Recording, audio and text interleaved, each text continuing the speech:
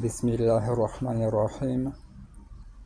Lorsque nous parlons du concept de Toyil Ard ou pliage de la terre, dont nous avons parlé plus ou moins récemment dans une vidéo, que Allah a facilité à s'y rapprocher des premiers temps comme ceux des derniers temps, parmi lesquels Sidi Al-Hajj Ali Tamassini radiallahu anhu et Cheikh al-Islam Ibrahim Niass al-Kawlachi radiallahu anhu. Wardahuma wa anna bihima, amin.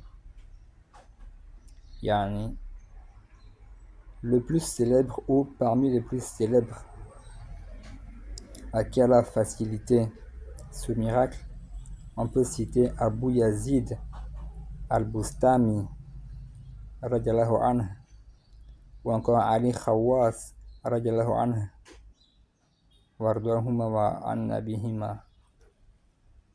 Et même notre maître Sidna Cheikh Ahmad Tijani radiallahu anhu wardahu wa anna bihim, lorsque Allah lui a accordé la Qutbaniya à la Ozma, lorsqu'Allah a fait de lui le pôle suprême, il s'est déplacé de la ville de Fès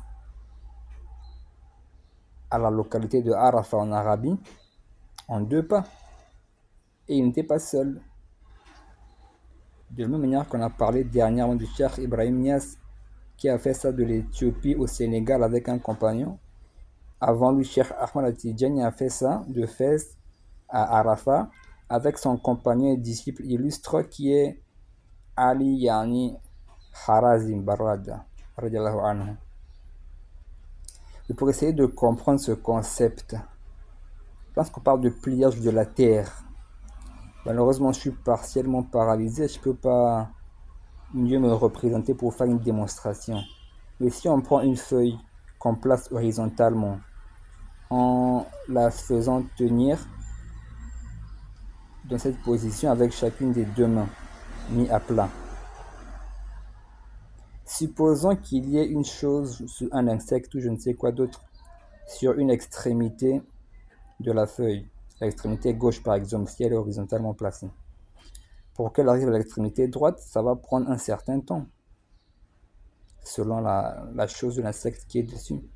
Mais si on plie directement les 2 extrémités, on les rapproche en pliant la feuille ou le papier, automatiquement l'extrémité gauche et l'extrémité droite se retrouvent au même endroit en un rien de temps. Donc imaginons que Allah fait ça pour ses awliya à qui il a facilité ça. C'est aussi simple que ça. Et on ne peut pas forcément comprendre parce que nous sommes des hommes limités. Et la puissance d'Allah est illimitée. Et Allah l'accorde à qui il veut. Il en fait bénéficier qui il veut. Chacun selon le degré qu'Allah lui accorde. Aussi est vrai que, de la même manière qu'Allah a facilité ça à ses awliya d'avant, jusqu'à ceux des derniers temps où nous vivons, Allah peut continuer à les faciliter à ces créatures parmi lesquelles nous sommes présentement et jusqu'à la fin des temps, puisqu'il y aura toujours des awliya, que nous le sachions ou non, car il nous le facilite de les connaître ou de les expérimenter. Amin.